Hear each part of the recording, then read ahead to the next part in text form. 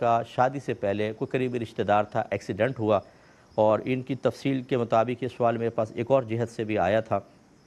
کہ وہ بستر پہ آ گیا تھا، وہ چل بھی نہیں سکتا تھا، اس کے ٹانگوں کے اندر چوٹیں لگی تھیں، دیگر معاملات تھے، لیکن گھر والوں نے کہا کہ چونکہ ہم نے بات پکی کر دی ہے اور وہ قریبی رشتہ دار ہے، لہٰذا بیٹی سے کہا تم اس سے شادی کرو۔ شادی بھی ہو گئی، غالباً 2 بچے بھی ہو گئے، لیکن اب لڑکی مسلسل اس کی خدمت کر کر کے تھک چکی ہے اور چاہتی ہے کہ مجھے خلع مل جائے، تو وہ مطالبہ کر رہی ہے۔ کیا حکم شرع ہوگا؟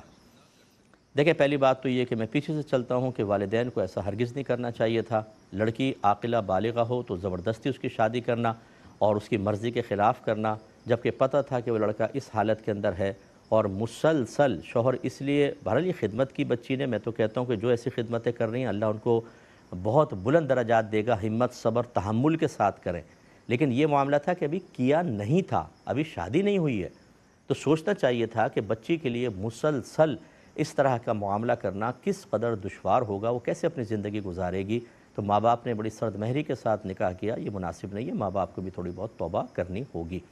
دوسری بات یہ ہے کہ اگر لڑکی کو بوجھ محسوس ہو رہا ہے تو اس کو پہلے انکار کر دینا چاہیے تھا کہ میں نکاح نہیں کر رہی، کوئی اس سے زبردستی نہیں کر سکتا تھا، کیونکہ فقہ حنفی کی روشنی میں جب لڑکی عاقلہ بالغہ ہو تو گھر والے حتیٰ کہ ولی بھی اس کے نکاح میں زبردستی نہیں کر سکتا، ٹھیک ہے نا۔ لیکن اگر انہوں نے سختی کی بھی تھی کہ کر لو اور یہ مان گئی، تو سمجھ لیجئے کہ اب خود آپ مان گئی ہیں تو یہ نکاح بالکل ویلڈ تھا، اور پھر آپ 2 سال یا کتنے سال اس کے ساتھ رہیں، خدمت بھی کی، یہ بھی بہت اچھی بات تھی۔ اب تیسری آخری بات کہ جی خلع لے سکتی ہوں کہ نہیں۔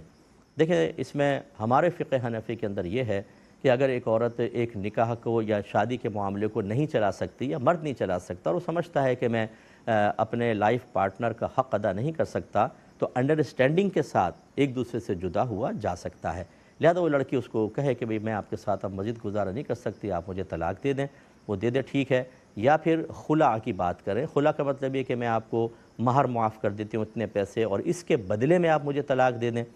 تو جو مال کے بدلے میں ہوگا وہ خلع ہے، جو بغیر مال کے ہوگا اس کو طلاق کہتے ہیں۔ تو یہ عورت، یہ خاتون اس وقت طلاق یا خلع کا مطالبہ کرنے میں بالکل حق بجانب ہے، ورنہ بلا عذر اگر کوئی عورت اپنے شوہر سے طلاق کا مطالبہ کرے تو نبی کریم صلی اللہ علیہ وسلم فرماتے ہیں کہ ایسی عورت بروز قیامت جنت کی خوشبو بھی نہیں پا سکتی۔